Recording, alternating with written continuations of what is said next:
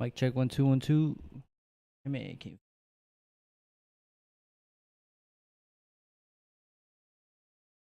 Mic check 1 2 1 2. I mean, it came.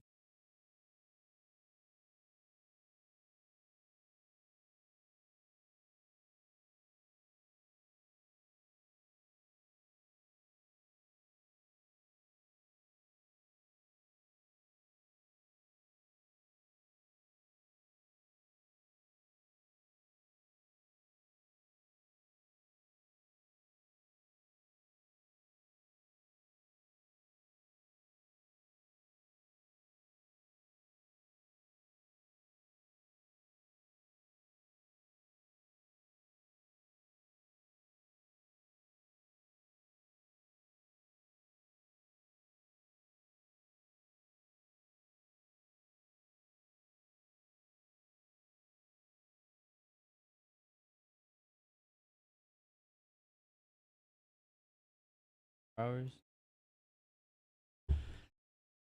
All right.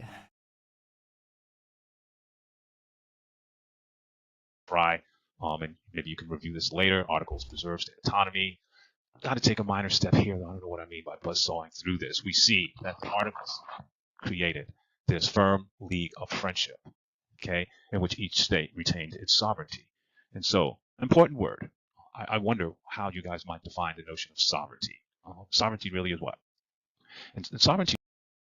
The main articles of confederation.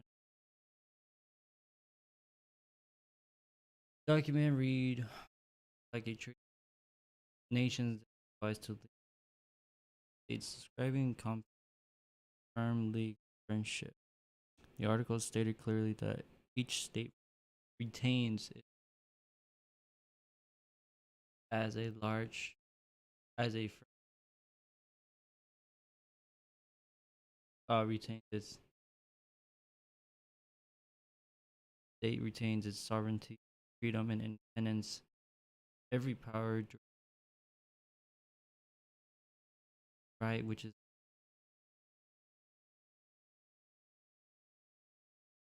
symbol. The word confederation accurately describes the arrangement union of separate states. Damn. Really is a measurement of whether or not you're a real nation state. If you're a real nation state, if you're a real country, then you're sovereign. You maintain sovereignty. And there's kind of a list of basic requirements of sovereign states. At its minimum, you're able to protect your boundaries so that no other nation state or country can come in and just take your land or whatever.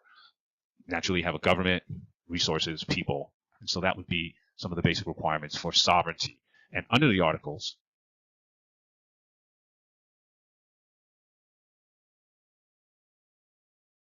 There we go. each state maintained its sovereignty to some extent. Now, where in the world is there an example of a confederation, a firm league of friendship today? Can we find an example of a body not unlike our own original confederation? Again, a firm league of friendship today. What do you think? Yeah, here's a hint. The best example of a confederation today can be found in its headquarters, can be found in New York City. So, what do you think? What is that? Yeah, the United Nations. That's it. Hmm. And so the United Nations is a wonderful example of what we started out with. Loose union of separate states, United Nations. Okay, guarantees equal representation for all the states. United Nations does that. Okay. Um, Central government has few important powers. That's the United Nations. Okay. Maybe not that one so much.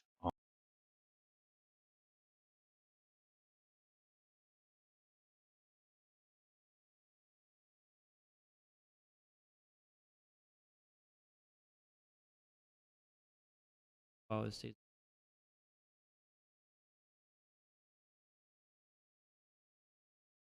delegates for state shall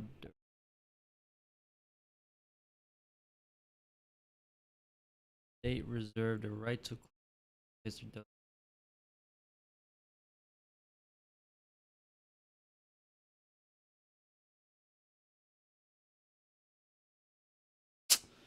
Oh my.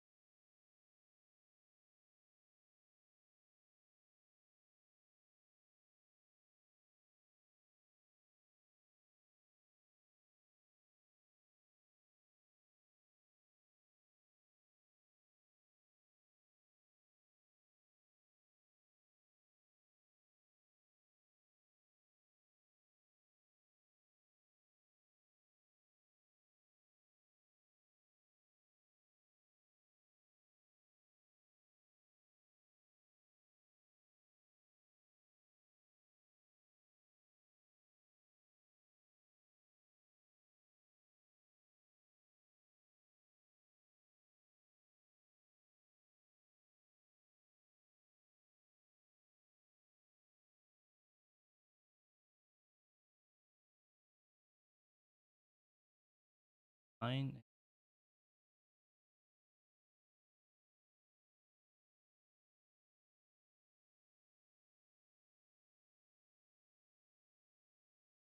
Clearly do not.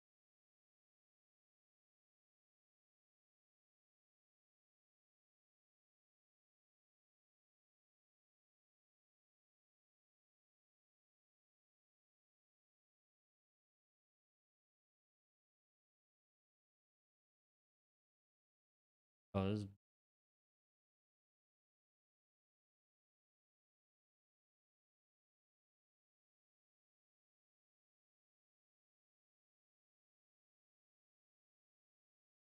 Um,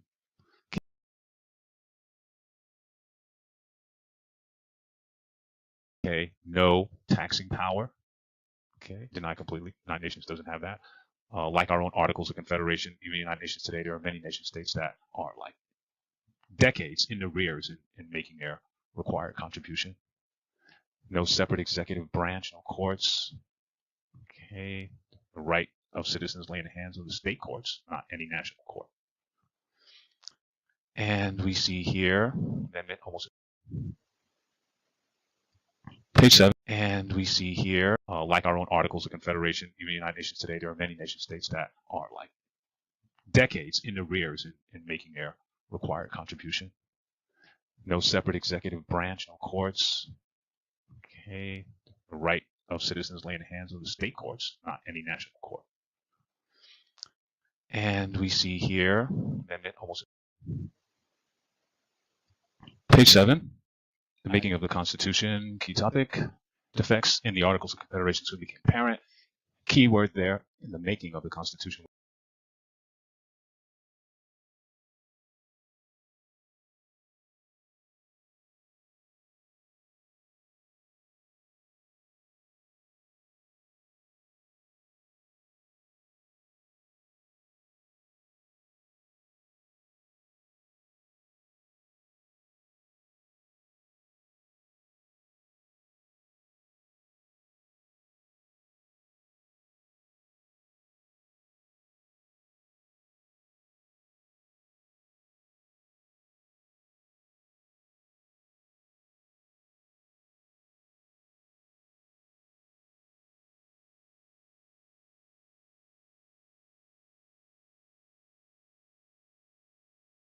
defects in the article became apparent.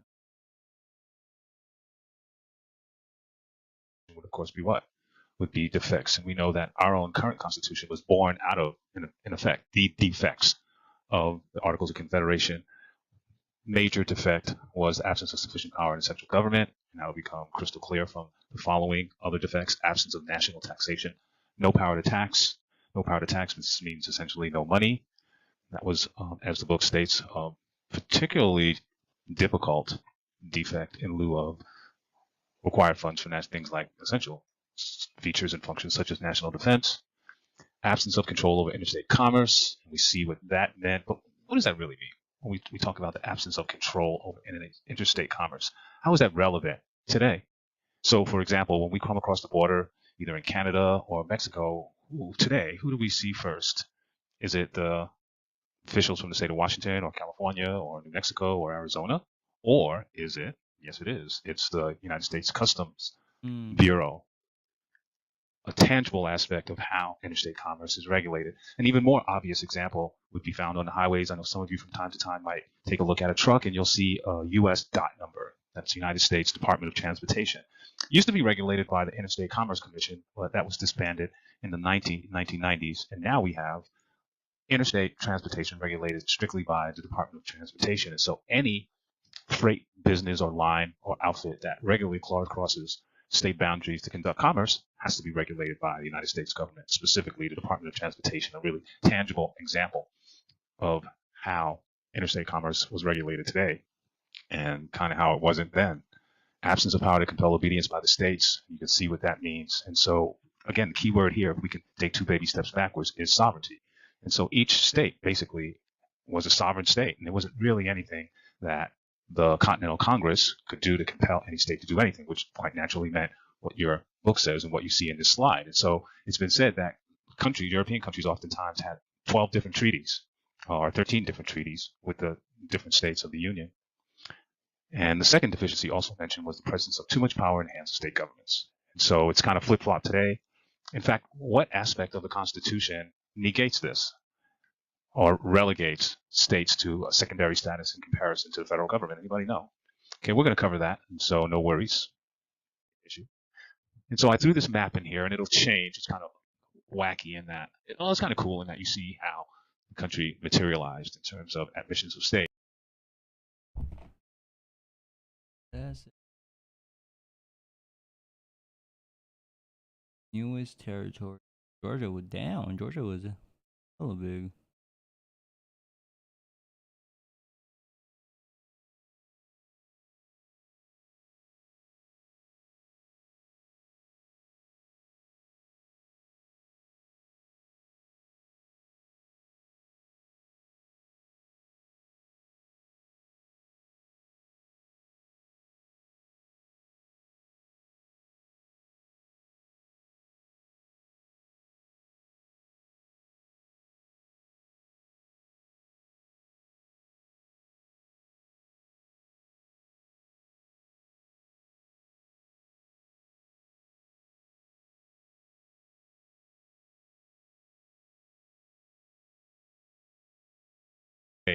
But the important part here for us is to note the three heavy hitters. And the three heavy hitters were New York's to a secondary status in comparison to the federal government. Anybody know?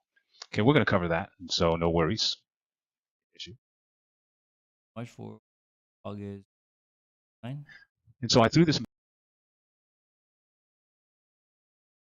map in here, and it'll change. It's 90. kind of wacky in One. that. Well, it's kind of cool in that you see how the country materialized in terms Ooh, okay, I seen that.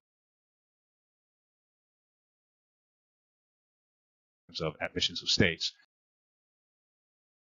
Oh, they lost 9 right there. 92 to 95. Wow, 3 years.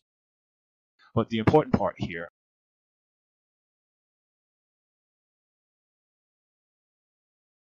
for us is to note Tennessee.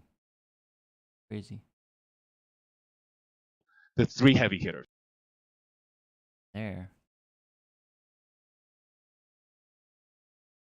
And the three heavy hitters were 1800. New York, Pennsylvania,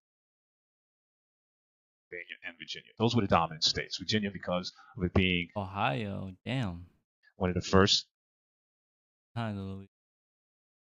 colonies, and also because of its size, or at some point it controlled the areas known now as Ohio, Kentucky, Pennsylvania, largely because of its size, and again, its history being one of the first established colonies. New York's influence was partly because it had the great port. You see Long Island jutting out there. So New York had the best port on the eastern seaboard, and so most of the goods came in through, imported goods came in through New York State. And so the point is that as many defects as there were, those three states in particular still did well under the Articles of Confederation and weren't really that interested in changing them because of that. Now, the other states had problems and may have been more willing to readily change them, but the most powerful states did not, and that was a problem. But here was what ultimately caused all the founding framers to ultimately reconsider the Articles of Confederation, and it started with Shays' Rebellion. So I have a little insert here that gives us a little bit more depth. Feel free to check into these. We're going to go right. Rebellion demonstrated.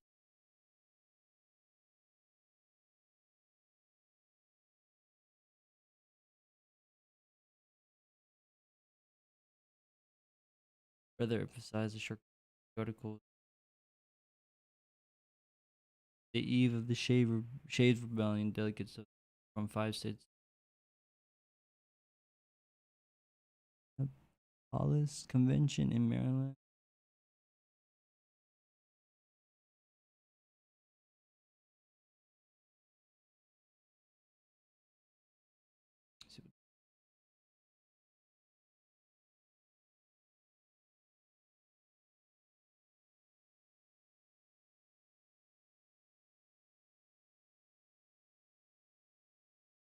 4,400 men. Damn. Although it was a military failure, the rebellion demonstrated its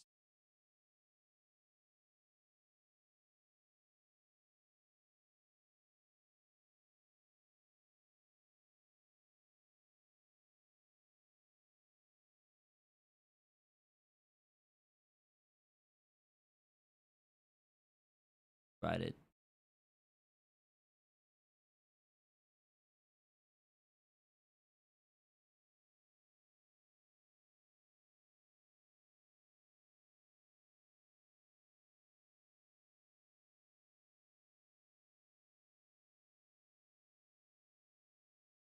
To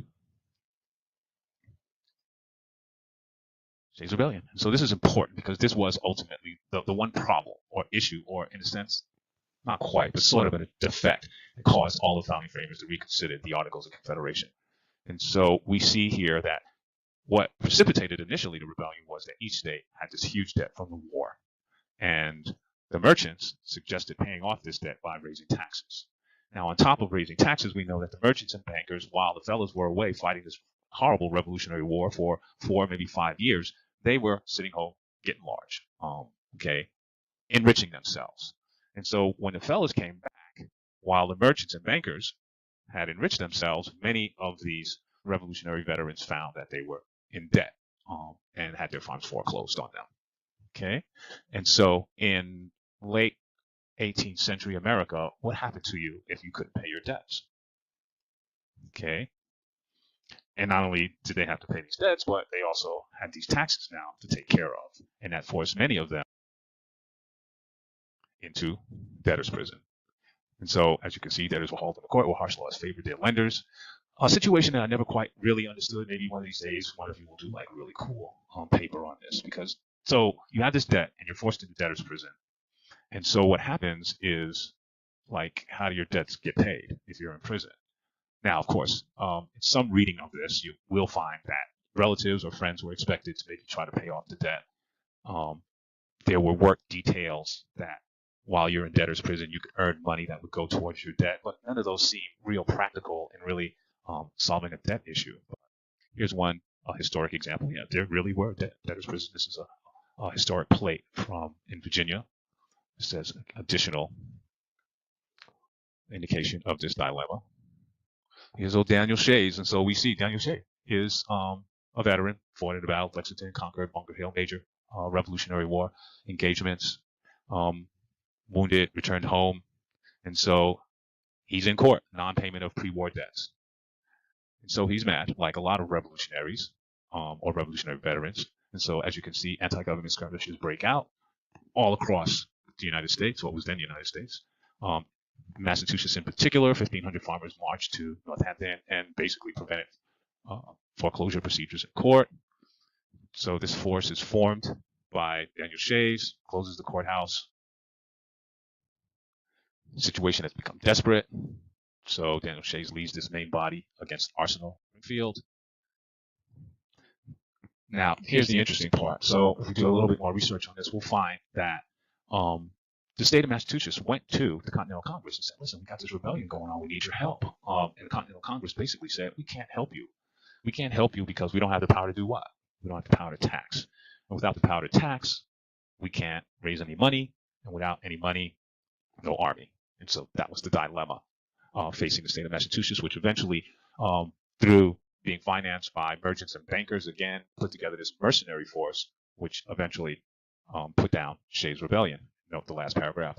Lamentedly, kind of sad, Daniel Shays had been hiding in Vermont forest since fleeing from his failed attack on the Springfield Armory, returns to Massachusetts after being pardoned. 1788, not bad.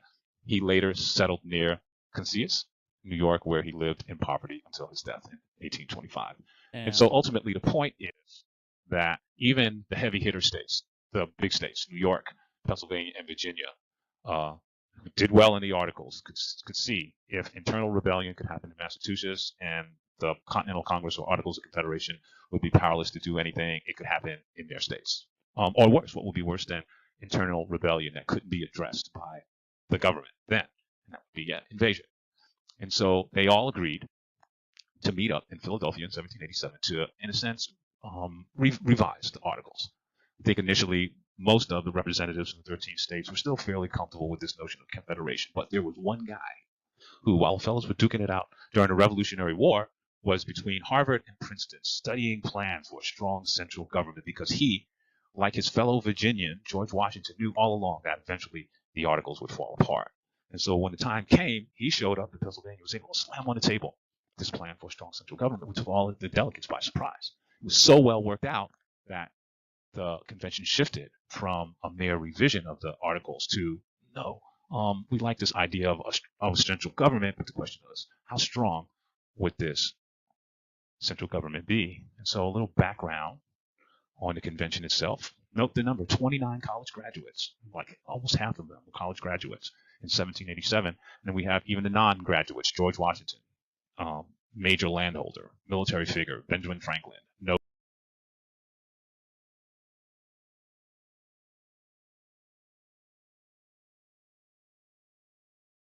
Massachusetts populous state 747,000 and 473,000.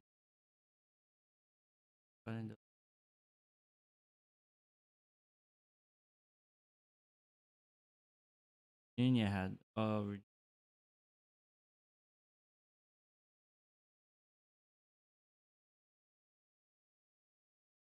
it was assembled by modern standards. Body the legislators 4 delegates 5. Fewer than a dozen did most work. Quality imply compensated for quantity. However, probably no other American political gathering has managed to convey talent in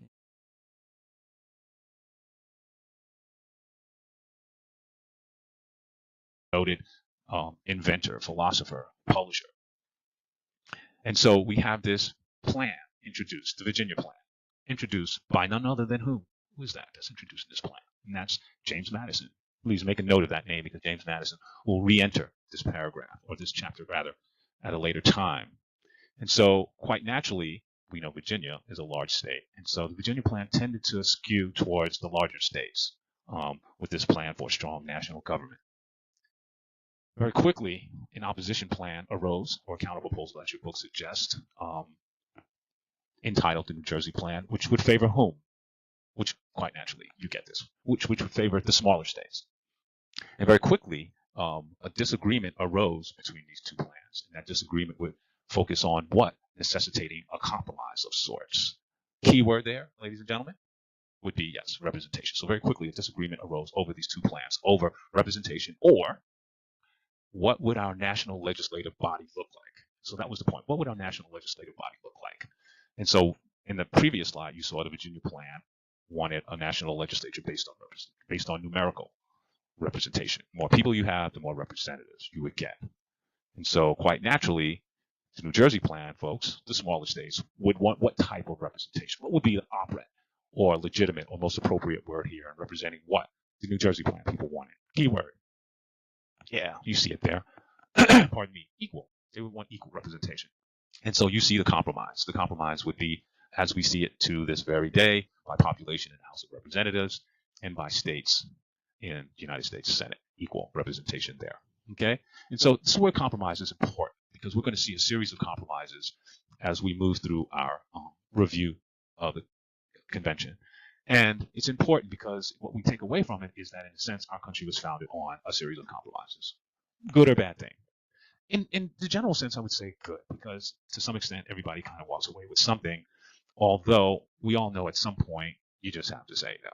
And that's very difficult for Americans to do. Our country started out as a country of compromise, and still to this very day, compromise abound. One of the most obvious examples would be, let's look at tobacco. We know that the government spends billions of dollars subsidizing farmers, either with outright subsidies or with crop insurance programs to keep prices for agricultural or produce stable. And so we subsidize the growing of tobacco in the United States. We give farmers millions of dollars to keep prices stable. On the other hand, we spend maybe not billions, but we spend millions on what? Anti-smoking campaigns. And so, and again, those kind of compromises are abound. Sometimes good, can be costly. Then, of course, there is, as your book suggests, that's not my wording, but it says the notorious 3/5 compromise. And so I saw these numbers years ago, and this really is the bottom line to the 3/5 compromise. You could talk about it ad nauseum, but when it comes down to it, this is really what the 3/5 compromise is all about. So when we look at this, you can see, and full transparency, these numbers are actually from 1790, not 1787, but 3 years earlier. I doubt that the numbers were really that different. And so I highlighted really the numbers that are significant here. And so the compromise, quite naturally, was based on what? The compromise was the southern states, or slave states, wanted to count their slave people towards representation in the House of Representatives. And quite naturally, the northern states didn't want them to do that because for two reasons. Number one, if you look at free white males of 16 years upwards include heads of families. That 60,000 plus number would be the people that would vote in Connecticut. The 35,000 plus people would be the people that would vote in South Carolina. So theoretically, the actual free white persons that would participate in politics were double what was in Connecticut as opposed to South Carolina. And so to even that out, so in the North, they would say, no, I mean, that would dilute our political power. Also, it would be sort of a philosophical, ethical question. You want to count a group of people that you basically see as what? Yeah, see as property. So a bit hypocritical. Nonetheless, if you were from South Carolina and you were a delegate, you didn't even own slaves. Would you ever agree not to count the slaves? I mean, you would just say, okay, this is not fair. We're not going to enter this national legislative body with half the voting power that you have, despite the fact that we have these other people here that we don't believe are people are actually property. And so, again, for sake of compromise, let's make a deal. You get to count 3 of the slaves out of 5 white persons. You know these numbers, again, relatively equal population, not that different. And we could talk about this more, but these numbers really are the point to the 3/5 compromise. Ratification. The important part here, I bolded these two terms to denote the basis to our two-party system. And so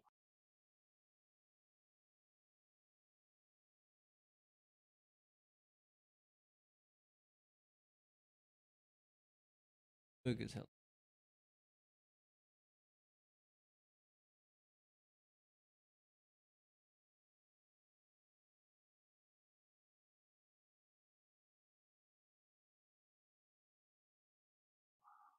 had there been maybe 3 different factions with interests regarding ratification, maybe we would have had more of a parliamentary, legislative, or political setup. But instead, we have, it started out with just 2 major groups opposing or favoring the Constitution, this new form of government, and that kind of set the stage for our two-party system. We know, as we'll see later on, George Washington, John Adams, they would become Federalists. On the other hand, Thomas Jefferson and James Madison would become sort of anti-Federalists, but would recast themselves as Democratic Republicans. This main selling point for the Constitution would be the Federalist Papers. If you're at all interested in it, the most noteworthy are Federalist Papers 10 and 51, both of which are written by James Madison. Good luck with the Federalist Papers. I've picked it up many times. It really is 18th century language. It's a really tough read, but it does give you a sense of how our Constitution was created. And so we see, wow, psychedelic. Okay, sorry about that. But I've highlighted this to see or to demonstrate the major differences between what we originally started out with in terms of constitutional framework and what we have today. Okay, you can see unanimous state approval. Nothing would ever get changed under that. But we won't belabor this. We're going to move on. And so,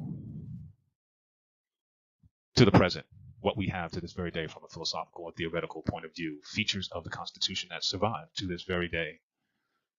Okay?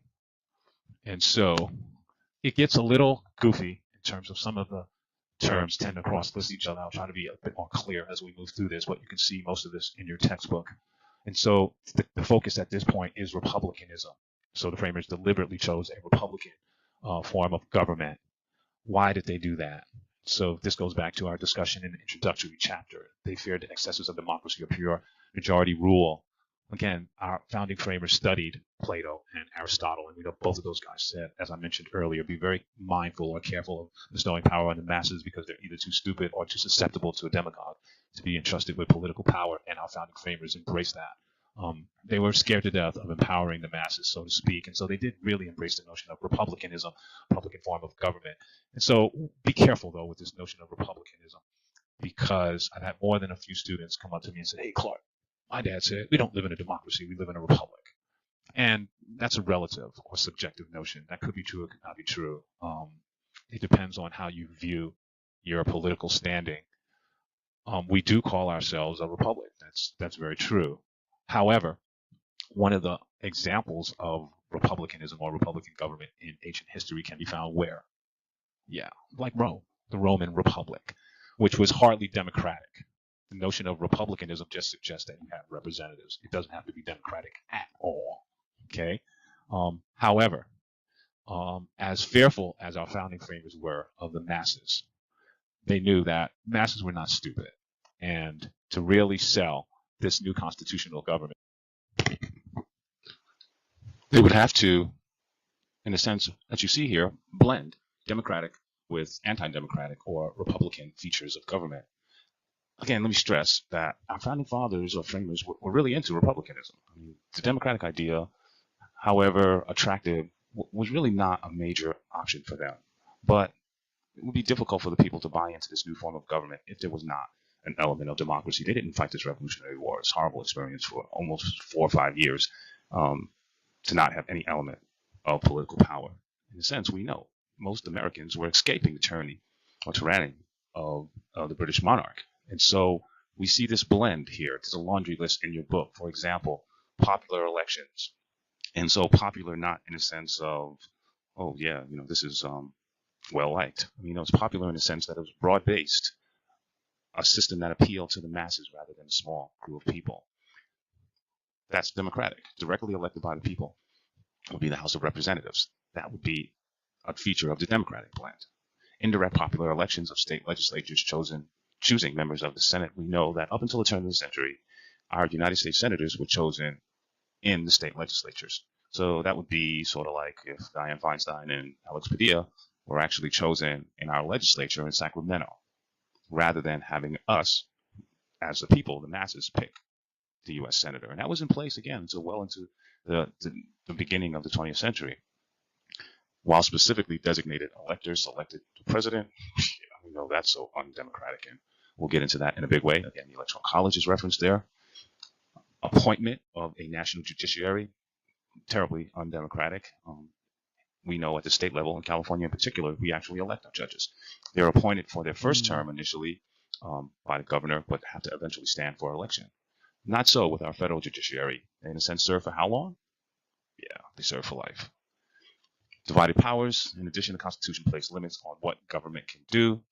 So another feature of republicanism. And what would be the main way that the Constitution placed limits on what government could do? Okay, yeah, through the Bill of Rights contains some of those restrictions. Okay, and as we'll review much later, there's other specific restrictions farther into the Constitution.